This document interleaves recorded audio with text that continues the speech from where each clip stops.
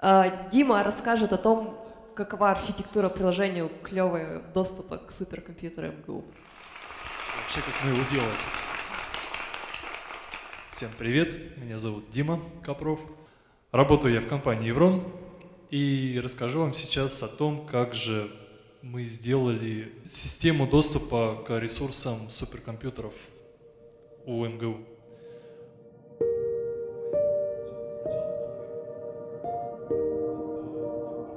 Ребята, которые организуют РИФ, они решили, что хотели бы и у себя чуть-чуть представить технический трек, потому что в Воронеже есть там большой офис Mail.ru, большой офис DataArt, там у нас в Евроне замечательная там большая техническая банда. При этом технической конференции, хорошего контента для программистов на РИФе пока не было. Это всегда была маркетинговая тусовочка, бизнес, СММ, пиар. Если мы говорим о РИФе как о мероприятии всего Рунета, без программирования ничего бы этого не было. Это такой вот фундамент, на котором все стоит.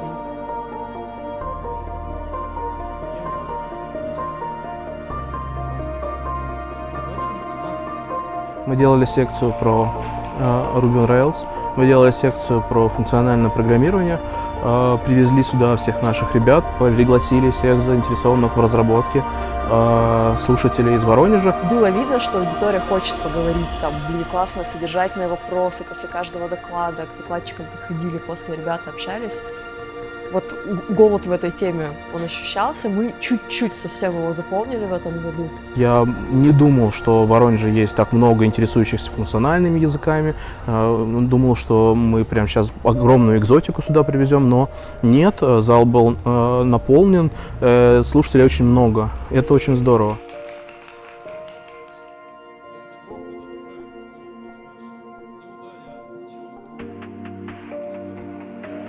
Сегодня я рассказывал о том, как мы сделали для МГУ систему выдачи логинов для суперкомпьютера Ломоносов и Чебышев. Я рассказывал о том, какие ошибки мы совершили на пути к первому успешному стартапу и как не надо делать молодым ребятам, кто хочет создавать свои проекты, и какие пути нужно обязательно проходить для того, чтобы убеждаться, что вы делаете правильное дело. Судя по вопросам, было интересно. Я, конечно, не ожидал, что будет такой резонанс. Что было здорово. Мне кажется, люди были в шоке. Но я видел пару глаз, которые вообще не отрываясь слушали. Это очень здорово, мне не приходилось будить аудиторию. Да, я удивился, что было много вопросов. Если честно, я не ждал большого количества вопросов. Думал, очень много людей просто уснет посередине. Одного даже увидел. Но, тем не менее, вопросы были, и вопросы были действительно по существу. Меня это очень обрадовало. Значит, я донес основную мысль своего доклада.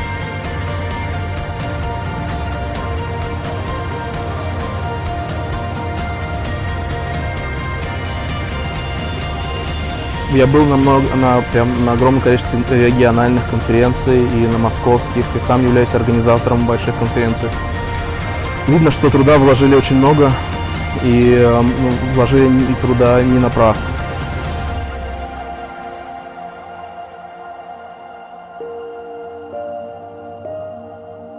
Честно говоря, и я слышал, и я понимаю, что недостаточно времени потрачено было на качество контента. То есть были какие-то странные ребята, которые что-то странное говорили, но в целом я просто знаю, что на рынке есть более крутые представители рынка, которые лучше знают тему, и которых слушать было бы намного приятнее. Видимо, огромная просто программа, здесь же там несколько потоков, большой объем, нету сил на то, чтобы каждый доклад именно отрепетировать как минимум, посмотреть, послушать. Ребят, на этой оптимистичной ноте наша секция сегодня завершается. Спасибо. Всем пока.